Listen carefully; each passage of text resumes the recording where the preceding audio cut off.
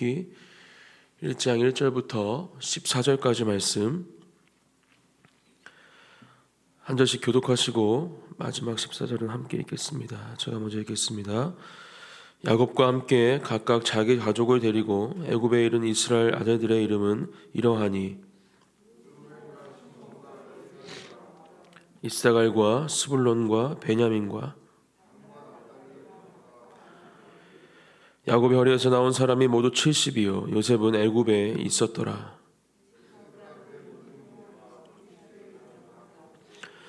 이스라엘 자손은 생육하고 불어나 번성하고 매우 강하여 온 땅에 가득하게 되었더라.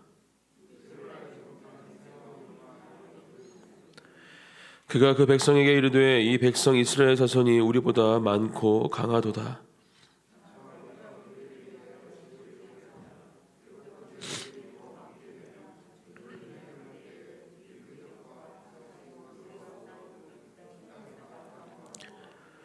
감독들을 그들 위에 세우고 그들에게 무거운 짐을 지워 괴롭게 하여 그들에게 바로를 위하여 북고성 비돔과 라암셋을 건축하게 하니라.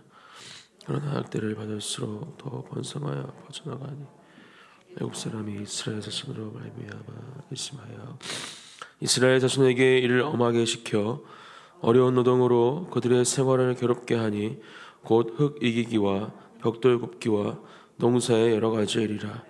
그 시키는 일이 모두 엄하였더라. 아멘.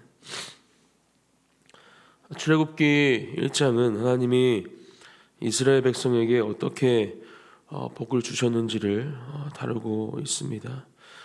하나님께서 지으신 모든 창조물을 복되게 하셨고 또 모든 그 창조물이 그 창조의 목적과 질서에 합당하여 하늘과 온 땅에 충만하고 또 번성하기를 원하신 분이십니다. 이러한 하나님의 뜻과 계획하심은 노아와 또 믿음의 조상들인 아브라함과 이삭, 또 야곱을 거쳐 이 애굽 땅에서 이 야곱의 자손들이 바로의 노예로서 이 착취와 유린을 당하는 지금 말씀에 나오는 이 본문의 시대에도 여전히 유효했음을 우리는 먼저 알아야 합니다. 하나님은 특별히 아브라함을 갈대아 우르에서 직접 불러내셨고 열방을 향한 복의 근원으로 삼으셨습니다.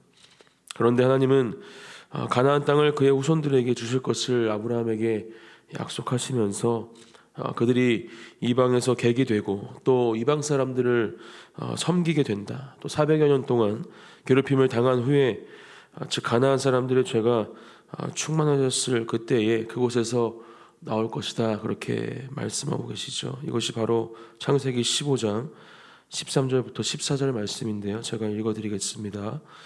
여호와께서 아브라함에게 이르시되 너는 반드시 알라. 내 자손이 이방에서 객이 되어 그들을 섬기겠고 그들은 400년 동안 내 자손을 괴롭히리니 그들이 섬기는 나라를 내가 징벌할지며 그 후에 내 자손이 큰 재물을 이끌고 나오리라.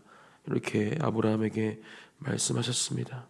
출애굽기 1장 또 이어지는 말씀은 하나님께서 아브라함에게 말씀하신 이 말씀이 성취되어가는 말씀임을 우리는 보게 될 것입니다.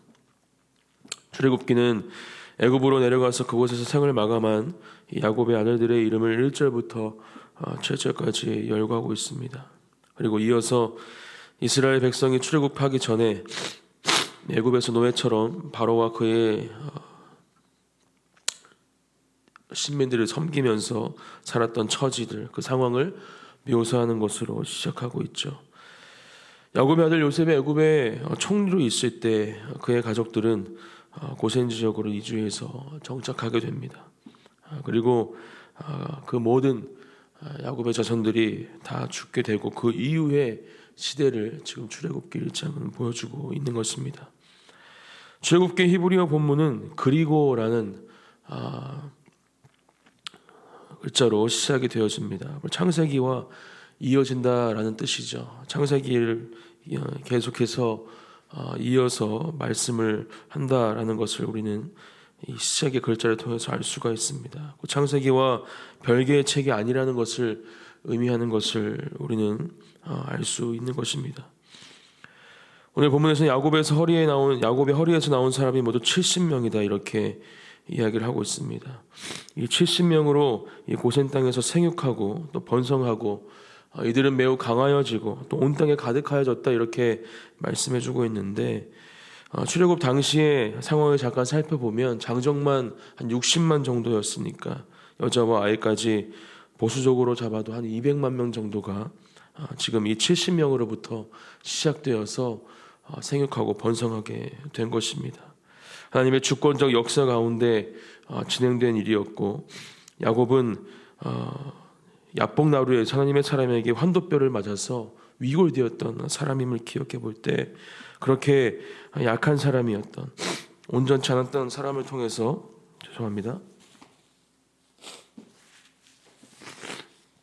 그렇게 약한 사람이었던 온전치 않은 사람을 통해서 하나님은 언약을 성취해 나가고 계심을 우리는 볼 수 있는 것입니다. 우리들도 마찬가지요. 하나님의 약속을 받고 그것을 이루어가는 것이 바로 우리의 믿음의 삶입니다. 그 가운데 우리의 어떤 연약함과 부족함이 있을지라도 하나님의 손 안에서는 하나님의 주권 안에서는 모든 것이 가능케 됨을 믿음으로 고백하시는 우리 한 분 한 분이 되시기를 예수님의 이름으로 축복합니다. 그렇게 오늘도 일하실 것이고 또 우리의 모든 삶 가운데 하나님의 언약을 이루어 가시는 놀라운 은혜가 우리 간의 진리교회 모든 성도님들 삶 가운데 가득할 것을 믿음으로 고백합니다. 하나님이 아브라함에게 약속하신 말씀 창세기 12장 2절 말씀이죠. 내가 너로 큰 민족을 이루고 내게 복을 주어 내 이름을 창대하게 하리니 너는 복이 될지라. 바로 이 말씀은 지금도 계속해서 진행되고 있는 말씀이고 또 우리에게도 주어지는 언약의 말씀이라 저는 믿습니다. 실수가 잦았던 아브라함, 또 소심했던 이삭, 위골된 환도뼈를 가지고 있던 야곱, 또 버림받았던 요셉, 하나님께서는 믿음의 사람들을 통해서 그 언약을 이루어가고 계시고 또 말씀을 성취하고 계십니다. 그것은 지금도 이 시대를 살아가는 우리들에게도 똑같이 적용되어지는 말씀입니다. 이스라엘을 대민족으로 만들어내시고 또 놀라운 길을 내시고 그 가운데 연약한 인간을 통해서 하나님은 역사하고 계신 것이죠. 이스라엘 백성이 고통과 고난에 있는 이유는 분명히 있습니다. 그렇게 수가 많아졌음에도 또 강대해졌음에도 하나님은 그 땅에서 이스라엘이 주인으로 살게 하신 것이 아니라 객이 되어서 섬기는 모습으로 또 고난과 고통 가운데 거하게 하시는 이유가 분명히 있다라는 것이죠.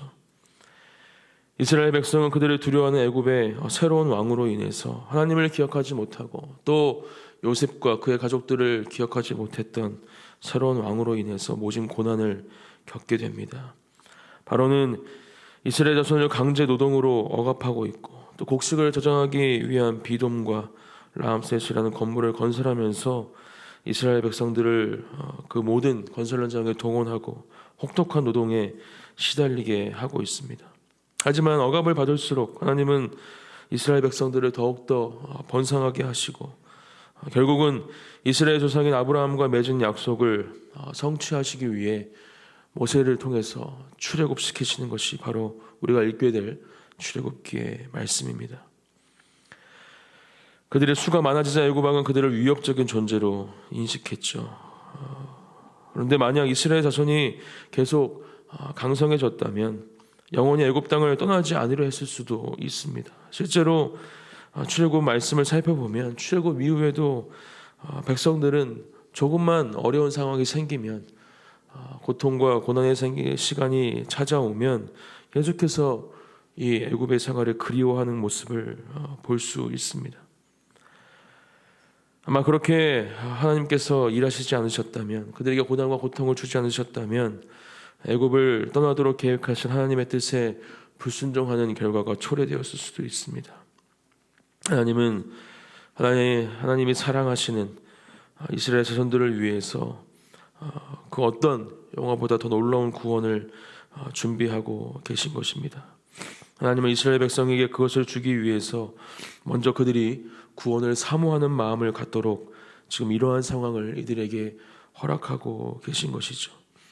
하나님은 그들을 고난이라는 이 풀무에 넣으시고 애굽에서 누리던 편안함이 얼마나 일시적인 것이고 또 초라한 것인지 깨닫게 하고 계신 것입니다. 하나님이 전에 약속하셨던 그 놀라운 구원을 간절히 다시 사모하게 하심으로 하나님의 살아계심을 또 오직 하나님 한 분만을 섬기며 살아가야 하는 것을 다시 한번 그들에게 각인시키고 계신 것이죠. 사람은 누구나 고난을 싫어합니다. 힘들어하죠. 그러나 삶의 시련과 역경의 시간이 없다면 우리는 하나님을 찾지 않을 가능성이 많은 연약하고 부족한 사람들임을 또한 기억해야 합니다. 하나님이 주실 복 또한 그런 상황이 우리에게 주어지지 않는다면 기대하지 않는 것이 바로 우리의 연약함입니다. 때때로 그래서 하나님은 우리에게 고난을 통해서 우리가 세상에서 붙들고 있는 것들을 내려놓게 하실 때가 있습니다. 우리에게 처해 있는 질병, 또 경제적 어려움, 또 관계의 갈등이 혹시 저 여러분들 가운데 있다면 그 가운데 하나님만을 바라보시고 또 하나님만을 의지하는 저와 여러분이 되시기를 소망합니다. 하나님의 백성은 고난을 통해서 놀라운 복을 경험하게 됩니다. 약속을 지키시는 하나님은 언제나 당신의 백성과 함께 하시며 그 어떤 상황 가운데에도 구원을 베풀어 주시는 분이심을 믿음으로 고백하는 저와 여러분이 되시기를 축복합니다. 어떤 고난 가운데에도 하나님의 약속을 믿고 의지하면서 살아간다면 우리는 분명히 신실하신 하나님의 일하심을 경험하고 만나게 되며 또 그 가운데 놀라운 믿음의 고백을 하게 될 줄 믿습니다. 새롭게 시작되는 한 주 또 오늘의 삶 가운데 오늘 주신 말씀을 붙잡고 그렇게 하나님께서 우리의 삶 가운데 함께하고 계심을 느끼며 누리는 우리 사랑하는 가난 진리교회 성도님들 한 분 한 분이 되시기를 축복합니다. 기도하시겠습니다.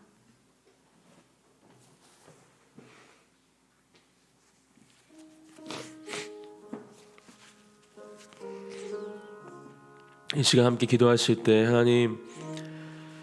하나님의 사랑이 얼마나 크고 놀라운지 다시 한번 말씀을 통해 우리가 기억하게 하여 주시옵소서. 언제나 눈동자와 같이 우리의 삶을 지켜보고 계시며 또 우리와 함께하고 계시는 하나님을 느끼는 오늘 하루가 되어지기를 기도합니다. 또 그렇게 이번 주 한 주 하나님과 동행하는 삶을 살아가기를 기도합니다. 하나님의 언약과 그 약속을 우리가 믿으며 또 그것을 바라보며 살아가는 한 사람 한 사람이 될 수 있도록 아버지 하나님 함께해 주시옵소서. 우리 함께 간절히 소망하는 마음을 가지고 기도하며 나가겠습니다. 하나님 감사합니다. 하나님 오늘도 새로운 하루를 허락하여 주시어서 하나님 말씀으로 아버지 이 하루를 시작하게 하시니 감사합니다. 하나님의 그 언약을 약속을 믿음으로 아버지 따라가고 하나님 그것을 붙잡고 이 땅을 승리하며 살아가는 우리 한 사람 한 사람이 될 수 있도록 아버지께서 함께하여 주시옵소서. 하나님 아버지께서 주시는 그 말씀을 아버지 우리 마음속에 새기며 붙잡고 하나님 이 땅을 아버지 주님과 함께 걸어가기를 기도합니다. 하나님께서 우리 사랑하는 주님의 자녀들 그들의 삶 가운데 동행하여 주시고 하나님의 약속 가운데 하나님 그 언약의 성취를 보여주시옵소서. 감사합니다 주님. 찬양합니다 주님. 사랑의 하나님 감사드립니다. 오늘도 우리에게 새로운 한 날을 주셔서 하나님 말씀으로 이 하루를 시작하게 하시니 감사합니다. 언제나 우리와 함께 하시는 주님 또 귀한 언약 가운데 그 약속의 성취를 이루시고 또 그 가운데 우리의 삶을 인도하시는 주님을 바라보는 오늘 하루 또 이번 주 한 주를 살아가게 하여 주시옵소서. 그 가운데 놀라운 하나님의 일하심을 경험하는 우리 한 사람 한 사람이 되어지기를 간절히 기도합니다. 그렇게 일하실 주님을 찬양합니다. 감사드리며 예수님의 이름으로 기도드립니다. 아멘.